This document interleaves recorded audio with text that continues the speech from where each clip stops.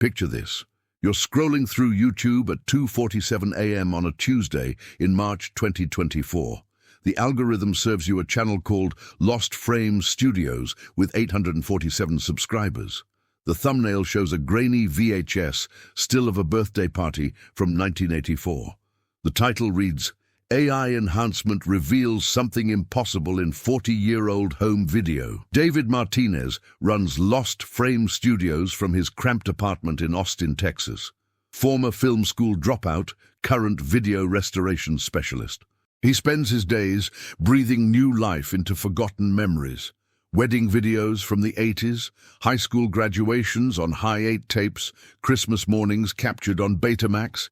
His specialty is using artificial intelligence to upscale, denoise, and colorize footage that families thought was lost forever. The VHS tape arrived 3 weeks ago, plain manila envelope, no return address. Inside, a single TDK SA-90 cassette with Thompson Family 1984 written in blue ballpoint pen. The accompanying note was brief. Found this in my grandmother's attic in Portland. House is being demolished next week. Thought someone might want it. It was signed JK with a Portland zip code. David had processed hundreds of similar tapes. Usually, they contained exactly what you'd expect. Birthday parties where everyone wore oversized glasses, kids opening Nintendo boxes under Christmas trees, barbecues where dads wore tube socks pulled up to their knees. Innocent nostalgia wrapped in magnetic tape and housed in black plastic. But this Thompson family tape felt different from the moment he pressed play on his JVC HR S7500 deck. The footage showed a typical suburban birthday party, April 14th, 1984, according to the date stamp burned into the corner, a ranch-style house with wood paneling and shag carpet, adults in pastel sweaters nursing Budweiser cans, children running around in Velcro sneakers and members-only jackets. The birthday boy appeared to be around 8 years old, blonde hair parted on the side, gap-toothed smile. He wore a red striped shirt and blew out candles on a sheet cake decorated with a Transformers theme. The camera captured him unwrapping presents, laughing with friends, posing for photos with adults who were clearly his parents. David's process was methodical. He digitized the footage using his Blackmagic Intensity Pro capture card, then ran it through Topaz Video AI for initial upscaling. The software used machine learning trained on millions of video frames to predict and reconstruct missing pixel information. What came out was remarkable. Faces became clear, details emerged from static, the boy's features sharpened from a blurry suggestion into photographic clarity. That's when David noticed something that made his coffee go cold. In the background of one scene, partially obscured by birthday party chaos, stood another child. A boy of similar age with dark hair and distinctive facial features. He appeared in exactly 3 frames of footage, lasting less than 2 seconds of screen time. In the original VHS quality, he would have been nothing more than a shadow, but enhanced through AI upscaling, his face became unmistakably clear.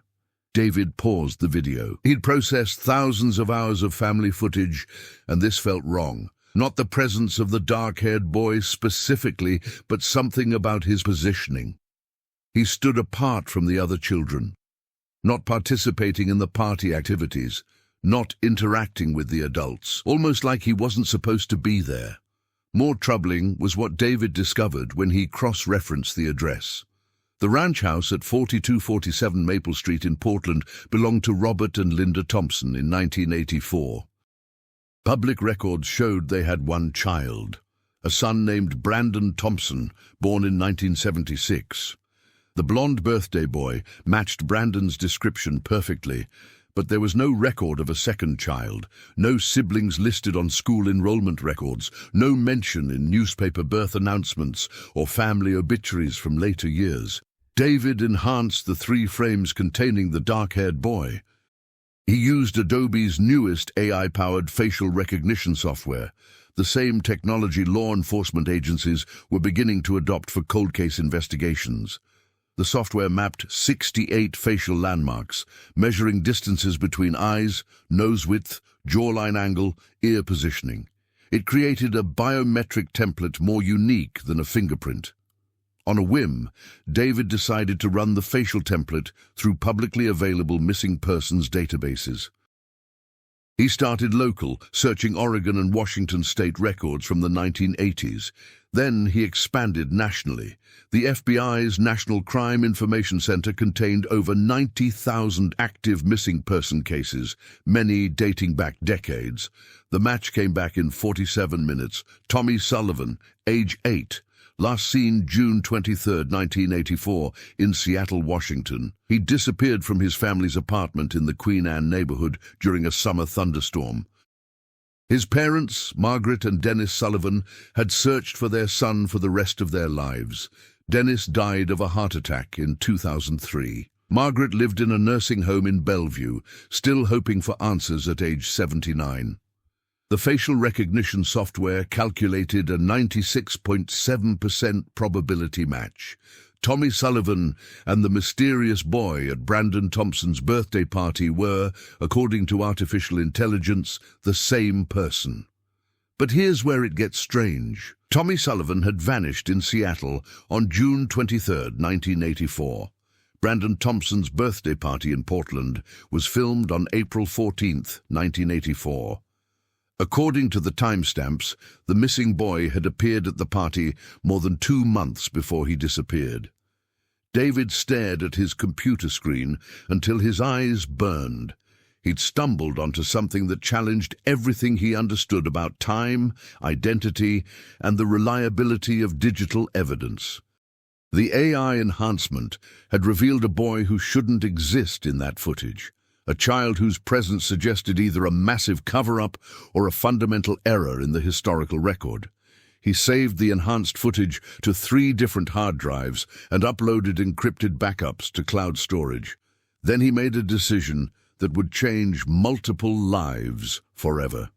He picked up his phone and dialed the Seattle Police Department's cold case unit. The conversation would last 18 minutes. By the time he hung up, Detective Sarah Chen had David's contact information, a copy of the enhanced footage, and a promise to reopen a case that had been cold for 40 years.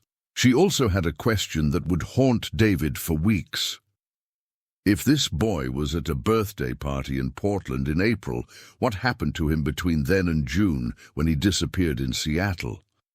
The answer would require more than artificial intelligence to uncover. It would demand excavating buried family secrets, confronting decades of lies, and accepting that sometimes the people we trust most are the ones capable of the deepest deceptions.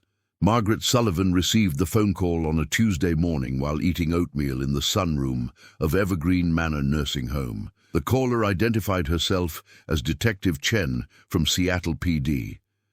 Margaret's hands began to shake before the detective finished introducing herself. After 40 years, she'd trained herself not to hope. Hope was a luxury she could no longer afford. But when Detective Chen described the enhanced VHS footage, Margaret's carefully constructed emotional walls crumbled. Her son's face, clear and alive, captured in someone else's family video. Tommy, wearing clothes she didn't recognize, in a house she'd never seen, at a party that happened months before he vanished. Margaret agreed to view the footage.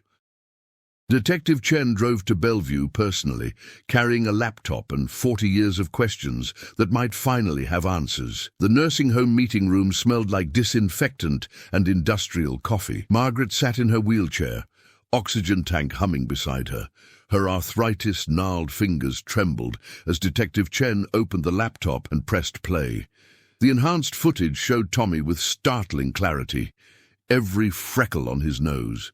The cowlick that never stayed flat despite endless battles with hair gel, the way he chewed his lower lip when nervous, a habit that had driven Margaret crazy during his short life. "That's my boy," she whispered. "That's my Tommy." But Margaret couldn't explain why Tommy appeared in the Thompson family video. She'd never heard the names Robert or Linda Thompson. Portland had no significance in Tommy's life story. The family had no connections to Oregon, no relatives or friends who might have taken Tommy to a stranger's birthday party. More puzzling was Tommy's behavior in the footage. The boy Margaret remembered was outgoing, gregarious, the kind of child who made friends within minutes of arriving anywhere. But in the enhanced video, Tommy stood alone, isolated, almost fearful. Detective Chen showed Margaret additional frames. Tommy appeared to be looking directly at the camera with an expression that seemed like recognition, as if he knew he was being filmed and didn't want to be. His body language suggested discomfort, possibly fear. "Mrs. Sullivan," Detective Chen said gently, "I need to ask some difficult questions about the weeks and months before Tommy disappeared." Margaret nodded. She'd answered these questions countless times over 4 decades. From police detectives, FBI agents, private investigators her husband had hired with their retirement savings, and journalists who occasionally revisited the case on slow news days. But this time felt different.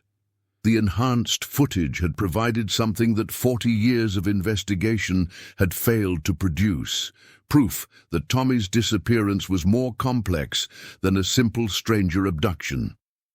Detective Chen's questions focused on the timeline. Had Tommy ever mentioned visiting Portland? Had the family planned any trips to Oregon? Did Tommy have any connection to the Thompson family? Had there been any unusual changes in Tommy's behavior in the months before he disappeared? Margaret answered each question with increasing frustration. No, no, no, and no. Tommy had been a normal 8-year-old boy living a normal suburban life. He played Little League baseball. He collected garbage pail kids cards. He loved the A-team and begged to stay up late on Friday nights to watch it. Nothing about his life suggested connections to Portland or mysterious birthday parties. But as Detective Chen pressed for more specific details, Margaret began to remember fragments that had seemed insignificant at the time. Tommy had mentioned having strange dreams in the weeks before he vanished. Dreams about being in different houses with different families. Margaret had dismissed them as typical childhood imagination. Tommy had also asked unusual questions about adoption, whether adopted children ever found their biological families, whether people could have 2 different sets of parents. Margaret had assumed he'd heard something at school or seen it on television. Most unsettling, Tommy had become increasingly clingy in his final weeks. He didn't want to sleep alone in his room. He insisted on staying close to Margaret when they went to grocery stores or public places. When Margaret asked why, Tommy said he was afraid someone might take him away. Margaret had attributed his fears to news coverage of other missing children cases.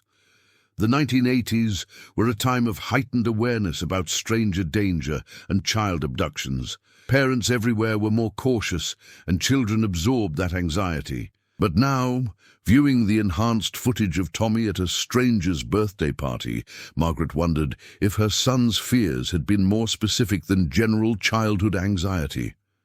Had Tommy somehow known he was in danger? Had he tried to communicate something she'd failed to understand? Detective Chen took detailed notes and promised to investigate the Thompson family. She also requested DNA samples from Margaret, explaining that advancing forensic technology might reveal new evidence from Tommy's bedroom, which had been processed in 1984 but stored according to less sophisticated protocols. As Detective Chen prepared to leave, Margaret asked the question that had tormented her for 40 years. "Do you think Tommy is still alive?" Detective Chen had learned never to offer false hope to victims' families. But the enhanced VHS footage suggested possibilities that traditional missing person cases didn't typically allow. "Mrs. Sullivan," she said carefully, "this footage proves Tommy was alive and relatively healthy in April 1984. That's more than we knew yesterday. Sometimes that's how these cases break open. One piece of evidence leads to another, and suddenly we're asking completely different questions." Margaret gripped Detective Chen's hand with surprising strength. "Find him," she said. "Even if he's not alive anymore, find out what happened. I need to know before I die." Detective Chen drove back to Seattle with Margaret's words echoing in her mind. The enhanced footage had opened a door that had been sealed for decades, but what lay behind that door might be more complicated than anyone was prepared to discover. The Thompson family investigation began with public records and social media searches. Robert Thompson had died in 2019 from complications related to diabetes. Linda Thompson had remarried in 1991 and moved to Phoenix, Arizona, where she lived under the name Linda Morrison. Their son, Brandon Thompson, was 48 years old, married, with 2 teenage children, and worked as a regional sales manager for a medical device company in Sacramento, California. Detective Chen's initial phone call to Linda Morrison lasted 12 minutes and raised more questions than it answered. Linda remembered the birthday party clearly. It had been Brandon's 8th birthday, April 14, 1984. She remembered filming with their new VHS camcorder, a Panasonic PV-1500 that Robert had bought for tax purposes through his small construction business. But Linda insisted she had no memory of a dark-haired boy at the party. When Detective Chen described the enhanced footage showing Tommy Sullivan, Linda became defensive and agitated. "I don't know what kind of computer tricks you're using," Linda said, "but there was no other child at my son's party. I would remember. I organized every detail of that party myself." Detective Chen explained the facial recognition technology and the statistical probability of the match. Linda's responses became increasingly hostile. She accused the police of harassment and threatened to contact her attorney. The conversation ended abruptly when Linda hung up after saying, "My son's birthday party has nothing to do with some missing boy from Seattle. Leave my family alone." But Detective Chen had been investigating cold cases for 15 years. She recognized the difference between confused denial and willful deception. Linda Morrison knew more than she was admitting. Brandon Thompson's phone call was scheduled for the following morning. Detective Chen reached him at his office in Sacramento. His reaction to her questions was markedly different from his mother's. Brandon seemed genuinely puzzled but cooperative. "I barely remember that birthday party," Brandon admitted. "I was 8 years old. It's not like I was taking notes about who attended." But when Detective Chen described the enhanced footage and sent Brandon screenshots of Tommy Sullivan, his tone changed completely. "Oh my God," Brandon said quietly. "I do remember him." Detective Chen felt her pulse quicken. "Tell me what you remember." "He wasn't at the party as a guest," Brandon said slowly, as if retrieving memories from deep storage. "He was already at our house when people arrived. My parents told everyone he was my cousin visiting from out of town. But I knew he wasn't my cousin. I didn't have any cousins." Brandon paused, and Detective Chen could hear him breathing heavily through the phone. "The weird thing is, I remember feeling sorry for him. He looked scared. He didn't want to be there. My mom kept telling him to smile for the camera, but he kept trying to hide behind furniture." "How long was he at your house?" Detective Chen asked. "Just that day, I think. Maybe overnight. I remember asking my parents where he went after the party, and they told me he'd gone home to his real family, but even as a kid, something felt off about the whole situation."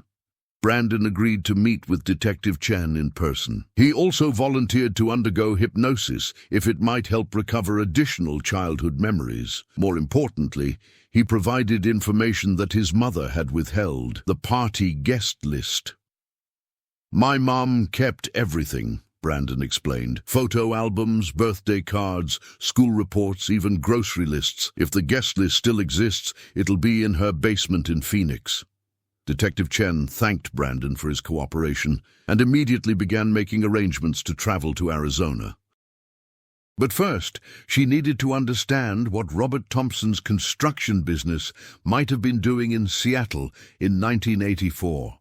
The construction angle opened an entirely new line of investigation. Thompson Construction had been a small residential renovation company operating primarily in the Portland metro area, but business records from 1984 showed several jobs in Washington state, including a kitchen remodel in Seattle's Queen Anne neighborhood. The project had lasted 3 weeks in June 1984. The address was 6 blocks from the apartment where Tommy Sullivan lived with his parents. Detective Chen felt the familiar electricity of a case beginning to break open. Robert Thompson had been working in Tommy's neighborhood during the exact time period when the boy disappeared. The timeline was no longer inexplicable. It was evidence of opportunity, but opportunity wasn't enough. Detective Chen needed to understand motive and method. Why would a Portland construction contractor abduct a child from Seattle? How had Tommy ended up at Brandon's birthday party months before his disappearance? And what had happened to him after he vanished? The answers lay buried in the personal history of the Thompson family. Detective Chen began digging into their background with the methodical precision of an archaeologist uncovering ancient artifacts. What she discovered was a family devastated by infant loss and desperate enough to cross legal and moral boundaries in pursuit of healing. Robert and Linda Thompson had lost their first child in 1983. Sarah Marie Thompson had died at 3 months old from sudden infant death syndrome. The loss had traumatized Linda to the point of requiring psychiatric hospitalization. Robert had taken a leave of absence from his construction business to care for his wife during her breakdown.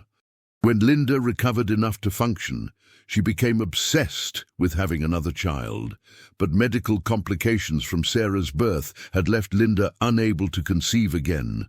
The couple applied for adoption through legitimate agencies, but the waiting lists were years long, and their ages and Linda's psychiatric history made them less than ideal candidates.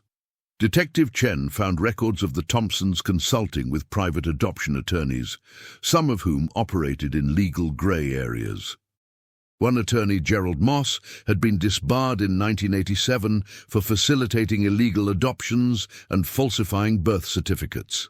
The paper trail suggested that Robert and Linda Thompson had paid Gerald Moss $25,000 in March 1984 for adoption services. 1 month later, Brandon Thompson appeared in their lives with a birth certificate indicating he'd been born to the couple in 1976.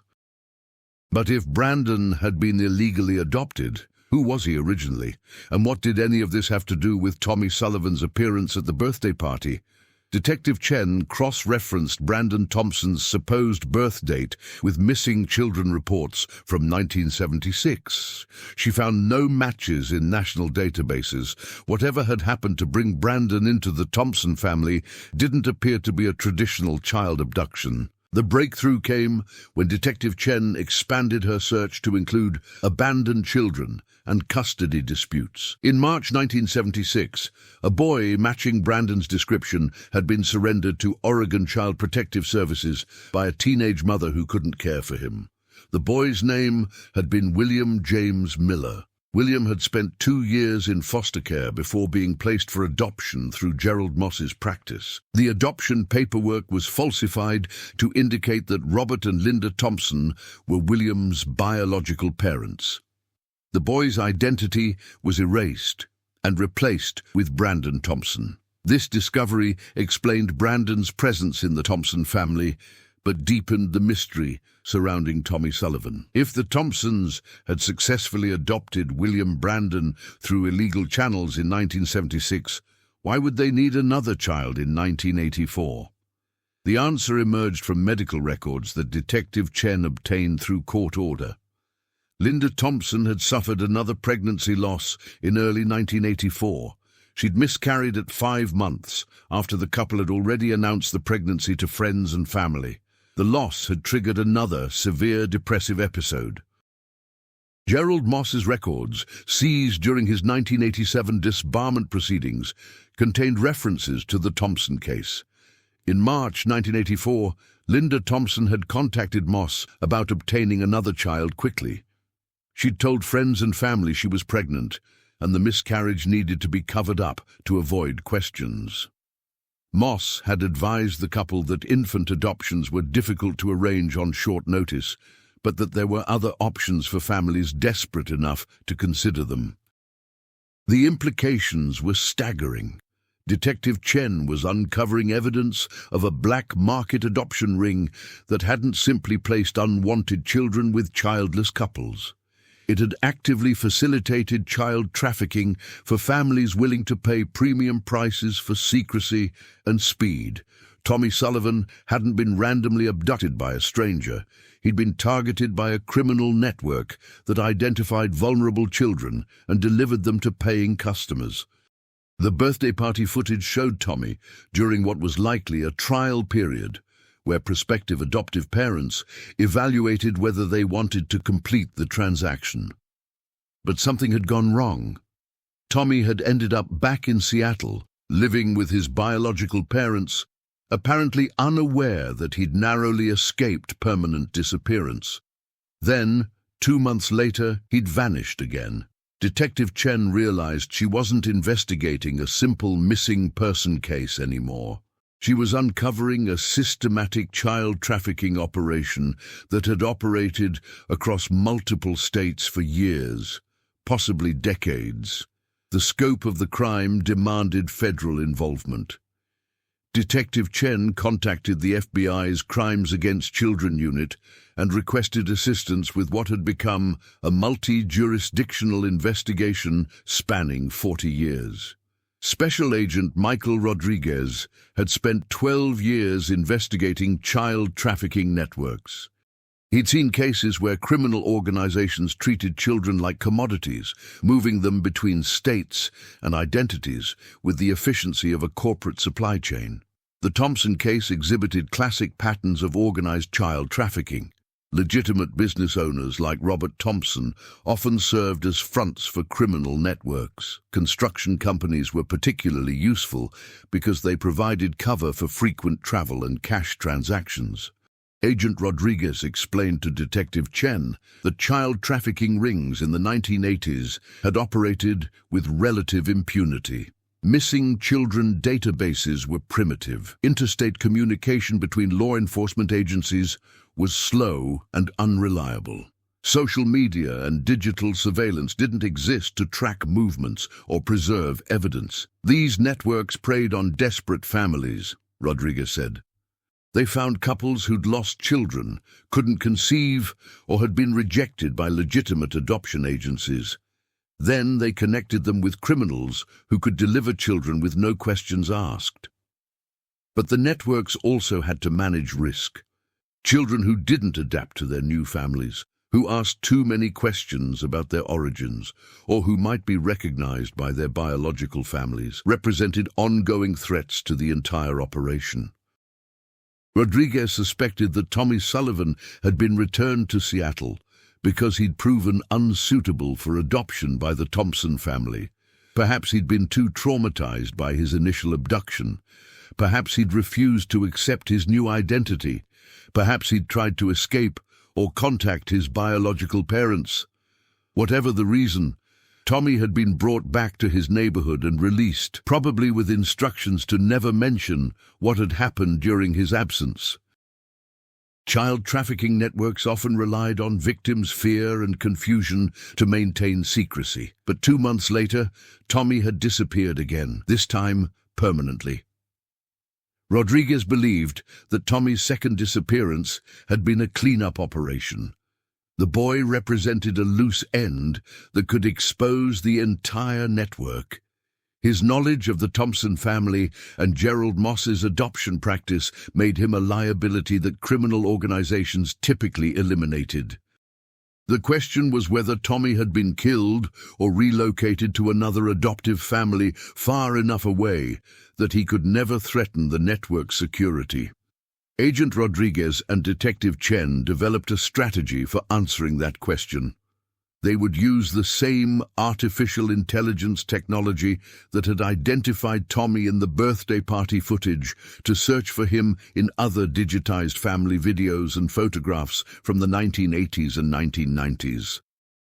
The FBI had been collecting home videos and photographs from families across the country as part of various investigations. They'd also begun digitizing evidence from cold cases dating back decades. If Tommy had survived and been placed with another family, there might be visual evidence preserved in someone's home movies. The AI facial recognition search would take weeks to process thousands of hours of footage and hundreds of thousands of photographs. But if Tommy Sullivan was alive somewhere, living under another identity, the technology that had found him in the Thompson family video might find him again. While waiting for the AI search results, Agent Rodriguez and Detective Chen focused on building a case against the surviving members of Gerald Moss's criminal network. Moss had died in 1994, but his business record suggested that at least a dozen other individuals had been involved in the illegal adoption scheme. Linda Morrison, formerly Linda Thompson, became the primary target of their investigation. As the only surviving member of the Thompson family with direct knowledge of Tommy's presence at the birthday party, she represented the best hope for extracting information about what had happened to the missing boy. But Linda had retained an attorney and refused to speak with investigators. Her silence confirmed Rodriguez's suspicion that she understood the legal jeopardy she faced. Participating in child trafficking carried federal penalties that could result in life imprisonment, even for crimes committed 40 years ago. The legal strategy required building a case strong enough to pressure Linda into cooperation. Agent Rodriguez obtained warrants for her financial records, phone logs, and digital communications dating back 20 years. He also requested assistance from Phoenix police to conduct surveillance and determine whether Linda maintained contact with other members of the criminal network. Meanwhile, Detective Chen continued investigating the Seattle end of the case. She re-interviewed Tommy's neighbors from 1984, focusing on whether anyone had noticed unusual activity in the weeks before his disappearance. One neighbor, Patricia Wong, now 73 years old, had preserved detailed diaries from the 1980s. Her entries from June 1984 mentioned seeing unfamiliar contractors working in the neighborhood during the week before Tommy vanished. She'd noted their license plate numbers because their work trucks had blocked her driveway on multiple occasions. Detective Chen cross-referenced the license plate numbers with vehicle registration records from 1984. 2 of the vehicles had been registered to Thompson Construction. Robert Thompson and at least one employee had been in Tommy's neighborhood for several days immediately before his disappearance. The timeline was becoming clear. Robert Thompson had used his construction business as cover for surveilling Tommy and his family. The contractors had monitored the Sullivans' routines, identified opportunities for abduction, and planned their approach. Tommy's disappearance on June 23rd hadn't been impulsive or random.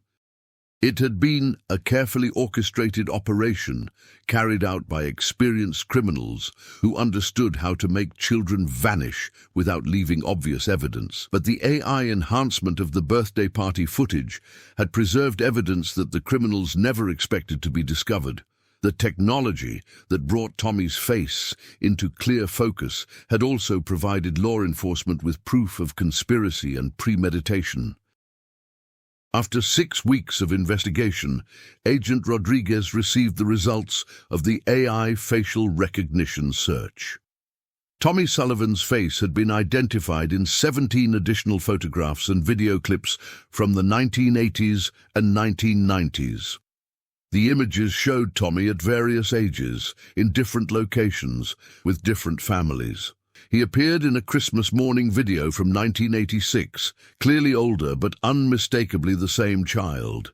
He was seen at a Little League game in Colorado in 1988.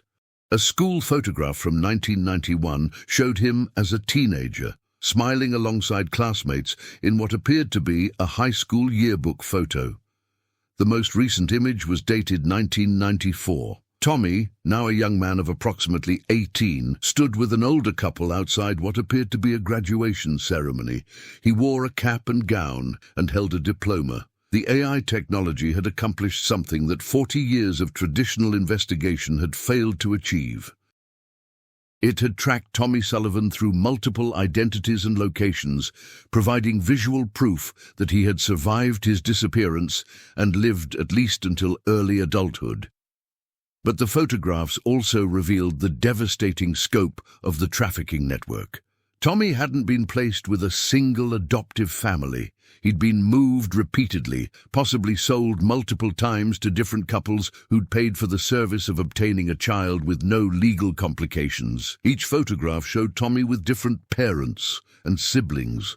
The network had treated him like property, transferring him between families based on financial arrangements or security concerns. His entire childhood had been a series of false identities imposed by criminals who'd erased his connection to his biological family. Agent Rodriguez shared the photographs with Margaret Sullivan during a carefully planned meeting at the nursing home.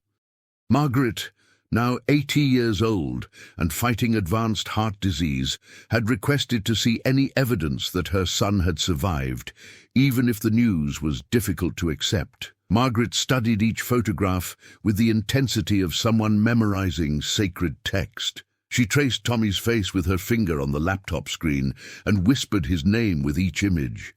When she reached the graduation photograph, she began to cry.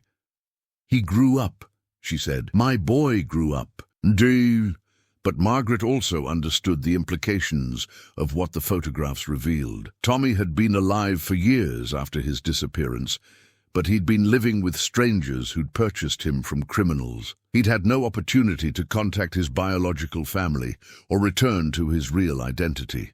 "Do you think he remembers us?" Margaret asked Agent Rodriguez. The question was heartbreaking because it was unanswerable. Children who were trafficked at young ages often had their memories suppressed or manipulated by their captors.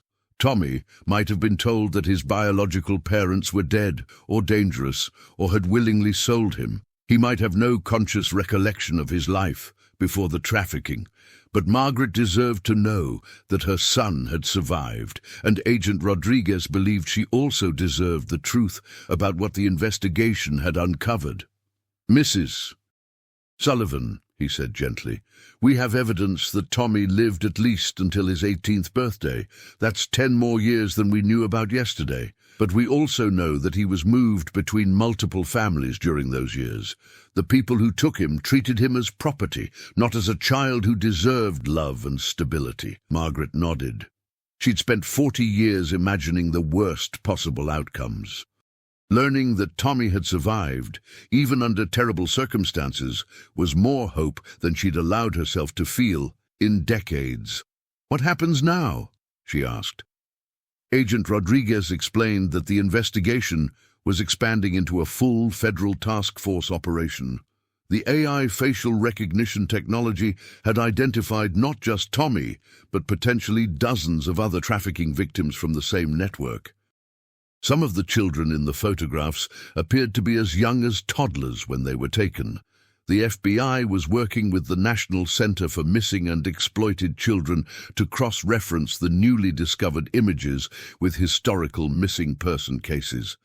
They expected to identify multiple victims and possibly locate survivors who were now adults living under false identities. Margaret asked the question that had driven her for 40 years. "Can you find him now? Can you find Tommy?" Agent Rodriguez had to be honest about the challenges. The most recent photograph was from 1994, 30 years ago. Tommy would now be 48 years old, possibly with a family of his own, living under whatever identity had been imposed on him during his final placement. Even if he was still alive, Tommy might not know his real name or remember his biological family. He might have been told that his parents were dead or had abandoned him. Approaching him would require extreme sensitivity and careful psychological preparation. But the AI technology that had found Tommy in historical photographs could potentially find him in contemporary digital records. Facial recognition software could search social media platforms, professional databases, and public records for matches to his adult appearance. "We're going to find him," Rodriguez promised Margaret. "It might take time, and it might be complicated when we do, but we're not going to stop looking." Margaret gripped Agent Rodriguez's hand with the same fierce determination she'd shown Detective Chen months earlier. "I don't have much time left," she said, "but if there's any chance my son is alive, I need to see him before I die. Even if he doesn't remember me, even if he has a different name and a different life, I need to hold my boy one more time." The search for adult Tommy Sullivan began with the 1994 graduation photograph. The FBI's technical team used advanced aging algorithms to project how Tommy's appearance might have changed over 30 years. They generated multiple versions showing him at various weights, with different hairstyles, and accounting for typical age-related changes. These projected images were then run through commercial facial recognition databases that included social media profiles, professional networking sites, and public records photographs. The search covered all 50 states and extended internationally, since trafficking victims were sometimes moved across national borders. The initial results were overwhelming. The aging algorithms generated matches to hundreds of middle-aged men who shared similar facial features. Each potential match required manual verification by trained investigators who compared bone structure, ear shape, and other identifying characteristics that remained consistent throughout adult life. Agent Rodriguez assigned a team of 12 agents to process the facial recognition results. They worked methodically through each potential match, eliminating false positives and investigating promising leads. The work was painstaking, but it was exactly the kind of systematic investigation that modern technology made possible. 3 weeks into the search, Agent Sarah Kim identified a match that seemed too close to be coincidental. A man named David Patrick Riley, age 48, lived in Bend, Oregon, and worked as a high school counselor. His driver's license photograph showed striking facial similarities to the age projections of Tommy Sullivan. More compelling was David Riley's personal history. According to employment records, he'd begun working in education in 1995, shortly after the date of Tommy's graduation photograph. His resume showed no work history prior to that year, and his educational credentials were from a small private college that had closed in the late 1990s. David Riley's social media presence was minimal, but it included family photographs that provided additional angles for facial recognition analysis. The AI software calculated a 94.2% probability match between David Riley and the aged projections of Tommy Sullivan. Agent Kim recommended full surveillance and background investigation before making contact. If David Riley was actually Tommy Sullivan, approaching him inappropriately could trigger psychological trauma or cause him to flee. Trafficking victims often developed complex coping mechanisms that could be destabilized by sudden revelations about their true identities. The background investigation revealed that David Riley had married Sarah Martinez in 1998. They had 2 children, Emma and Michael, now ages 22 and 19. David appeared to be a devoted father and husband who'd built a stable, successful life in Bend's close-knit community. But the investigation also uncovered anomalies that supported the theory that David Riley was living under an assumed identity. His financial history began abruptly in 1995. He had no childhood friends or family members who could verify his background prior to that year. Medical records showed no evidence of childhood illnesses or injuries that would typically appear in a person's health history. Most significantly, David Riley had never applied for a passport or traveled internationally. When his family had planned a vacation to Mexico in 2015, they'd had to cancel because David claimed his birth certificate had been lost and couldn't be replaced in time for passport processing. Agent Rodriguez made the decision to approach David Riley carefully, with extensive psychological support prepared in advance. The reunion between trafficking victims and their biological families required expert management to avoid re-traumatizing everyone involved. On a Thursday morning in October 2024, Agent Rodriguez and a trauma counselor named Dr. Lisa Park knocked on the door of David Riley's house in Bend. David answered wearing a Bend High School sweatshirt and holding a cup of coffee. He looked exactly like the FBI's aged projections of Tommy Sullivan. "Mr. Riley," Agent Rodriguez said, showing his credentials, "I'm Special Agent Rodriguez with the FBI. We'd like to speak with you about a case we're investigating. It involves some photographs from the 1980s where we believe you might appear." David's reaction was immediate and telling. His face went pale, and his hands began to shake. He invited the agents inside, but his movements were careful and controlled, like someone who'd spent years preparing for this moment. Dr. Park took the lead in explaining the situation. She showed David the enhanced birthday party footage from 1984 and the series of photographs showing him at various ages. She explained the trafficking investigation and the evidence suggesting that his real name was Tommy Sullivan. David watched the evidence presentation in complete silence. When Dr. Park finished, he sat quietly for several minutes before speaking. "I always knew," he said finally. "I couldn't remember details, but I always knew I didn't belong to the families I lived with. I had dreams about different parents, different houses. I knew my name wasn't really David Riley." Dr. Park asked David what he remembered about his childhood. His memories were fragmented and inconsistent, typical of children who'd experienced severe trauma. He remembered being moved between different houses with different families who called themselves his parents.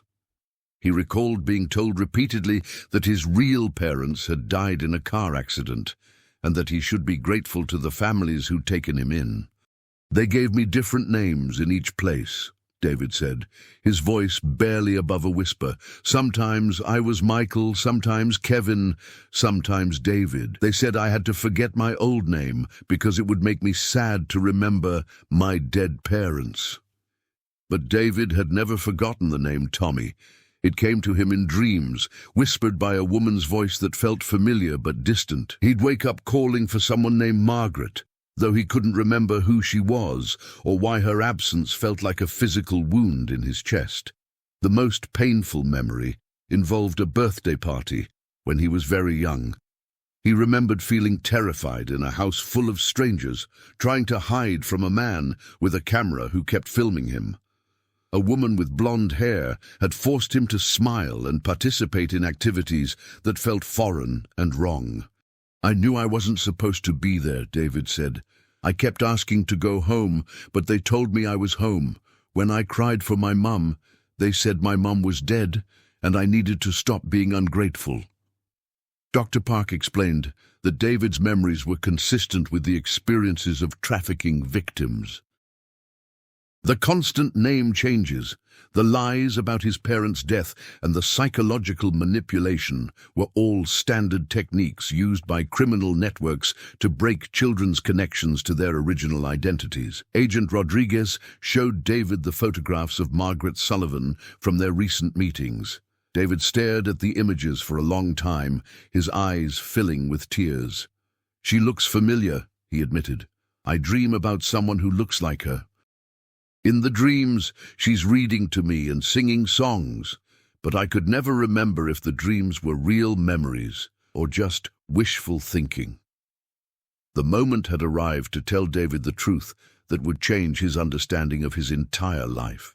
Dr. Park explained that his real name was Tommy Sullivan, that his mother Margaret was still alive, and that she'd been searching for him for 40 years.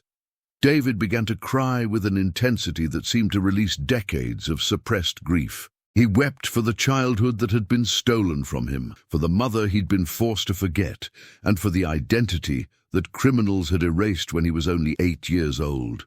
But he also expressed fear about meeting Margaret. What if she was disappointed in the man he'd become? What if she blamed him for not trying harder to return to her? What if the connection he felt in his dreams was one-sided, and she'd moved on from losing him? Dr. Park assured David that Margaret's only desire was to see her son again, regardless of what name he used or what life he'd built. The reunion would be entirely voluntary and would happen at David's pace, with professional support available throughout the process. Agent Rodriguez explained that David would also need to decide whether to participate in the criminal prosecution of Linda Morrison and other surviving members of the trafficking network. His testimony would be crucial for building cases against the people who destroyed his childhood, but it would also require reliving traumatic experiences in court. David asked for time to process the information and discuss it with his wife, Sarah. The revelation that her husband's entire identity was fabricated would be devastating for their family, but Dr. Park assured him that many trafficking survivors successfully navigated these challenges with proper support.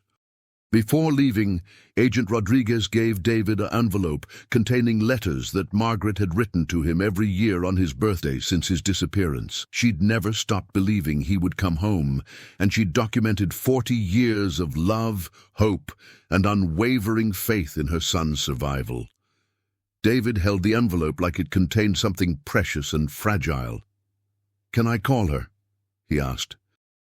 "Before we meet in person, can I just hear her voice?" The phone call was arranged for the following evening. Margaret sat in her nursing home room, supported by her oxygen tank and surrounded by nurses who'd helped care for her through 4 decades of grief. David called from his home in Bend, with Dr. Park and his wife Sarah beside him for emotional support. When Margaret heard David's voice say, "Mom, is this really my mom?" she began to weep with joy that seemed to fill every corner of her frail body. She'd imagined this moment countless times, but the reality exceeded every fantasy she'd constructed during her darkest hours. "Tommy," she whispered, "my baby boy, I knew you were alive. I never stopped believing you'd come home to me." David's voice broke as he said, "I'm sorry I couldn't find my way back to you sooner, Mom. I tried to remember, but they made me forget everything. They told me you were dead." The conversation lasted 2 hours. Mother and son shared 40 years of separation in fragments of memory and emotion. Margaret told David about his father Dennis, who died still searching for his son. David described the families he'd lived with, the schools he'd attended under false names, and the career he'd built helping other children navigate difficult circumstances. They discovered that David had unconsciously chosen a profession that connected him to his original identity. As a high school counselor, he specialized in working with troubled teenagers, particularly those who'd experienced family trauma or displacement. His stolen childhood had created an adult who dedicated his life to protecting other children. Margaret told David that his room in her apartment had remained exactly as he'd left it in 1984. She'd preserved his toys, his clothes, his drawings from elementary school. She'd continued celebrating his birthday every year, baking a cake and making wishes for his safe return.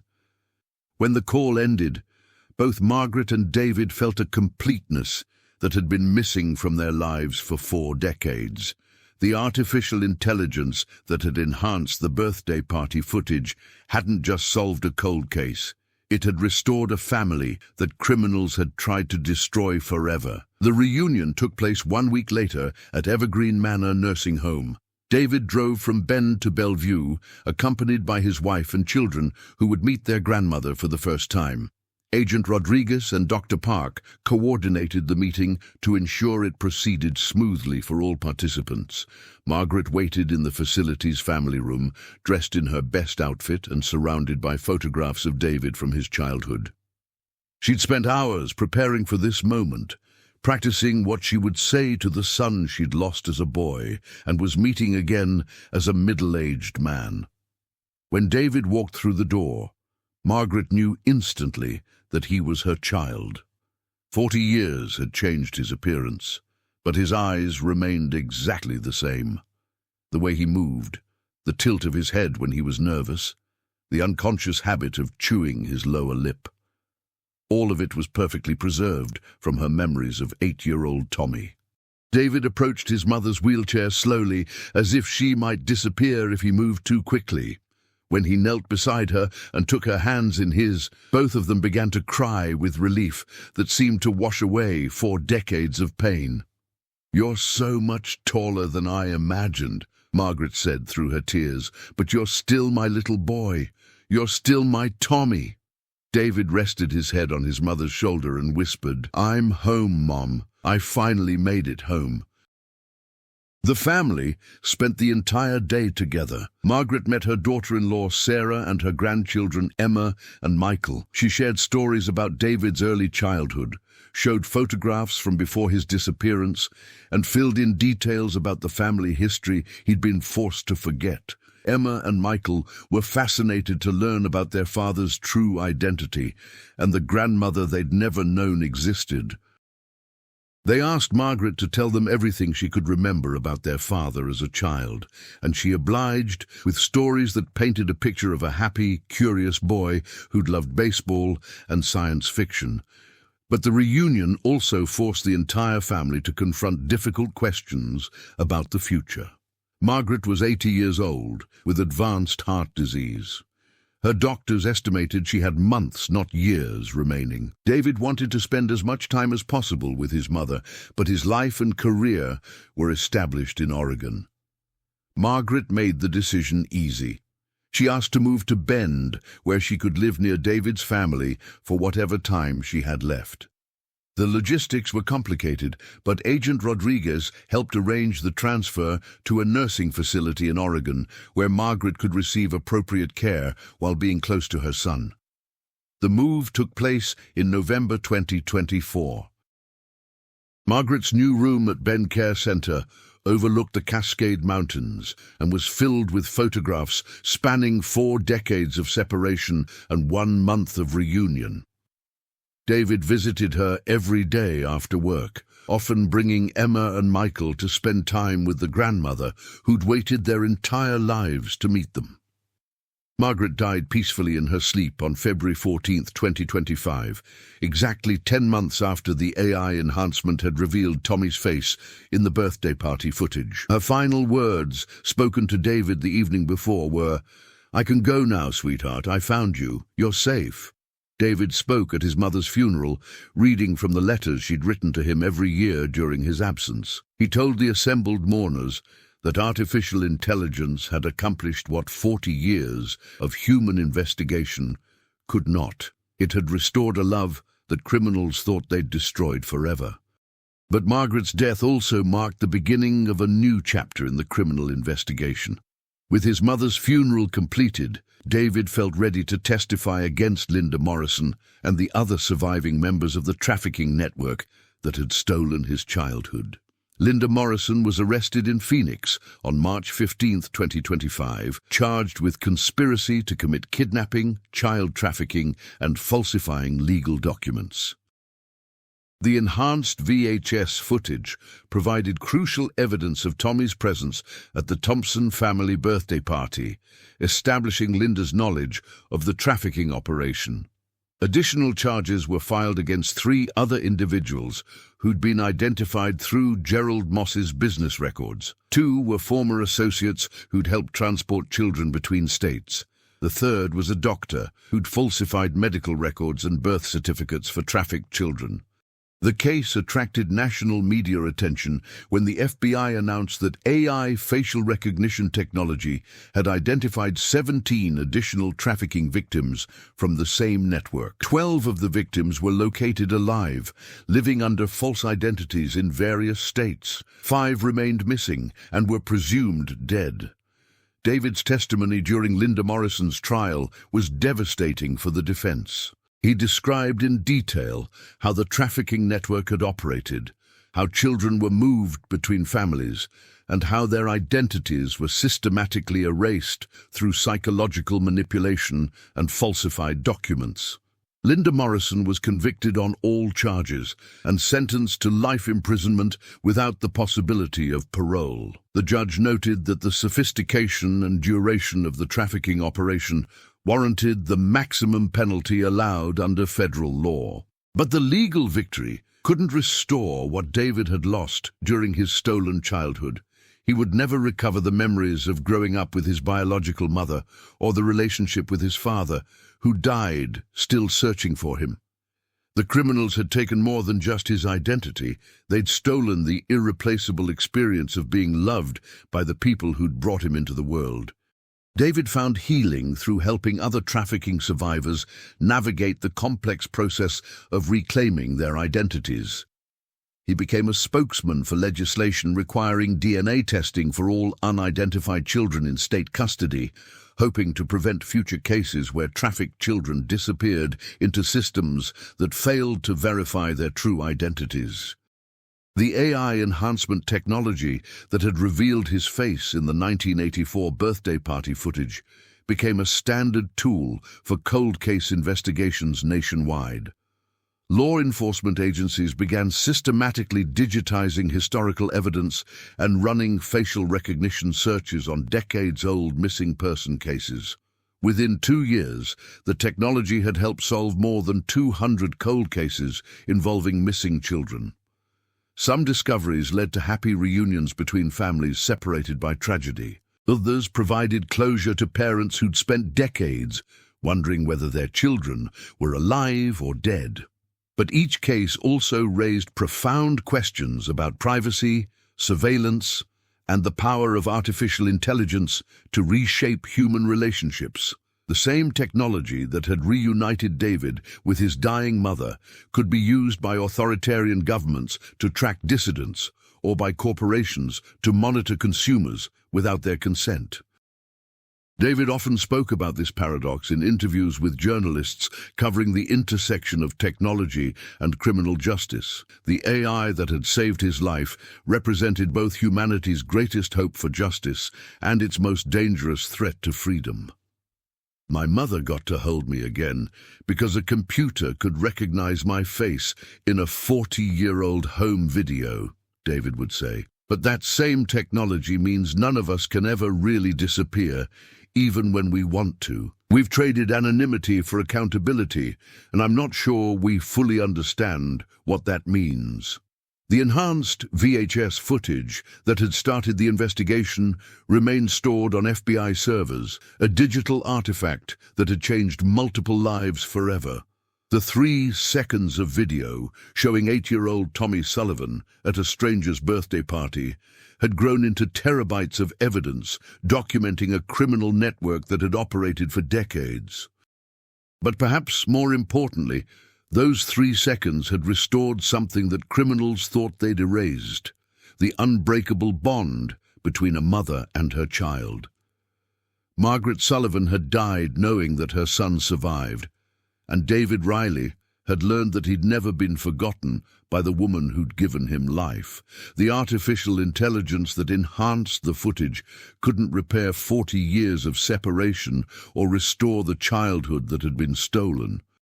But it had proven that love, like digital information, never truly disappears. Sometimes it just needs the right technology to bring it back into focus. Picture this. You upload a home video to enhance some old family memories, and you accidentally expose a criminal network that destroyed dozens of lives. The algorithm doesn't care about the moral complexity of what it reveals. It simply processes pixels and calculates probabilities. But those calculations carry the weight of human stories that span decades and touch multiple generations. David Riley kept the surname he'd used for 30 years, but he legally added Sullivan as a middle name. He wanted to honor both the identity he'd been forced to forget and the life he'd built while searching for his way home. His business cards now read David Sullivan Riley, School Counselor, a name that contained both his stolen past and his chosen future. The technology that found him continues to evolve, becoming more sophisticated and more invasive with each advancement. Facial recognition algorithms now scan security footage in real time, identifying individuals in crowds with accuracy that surpasses human capability.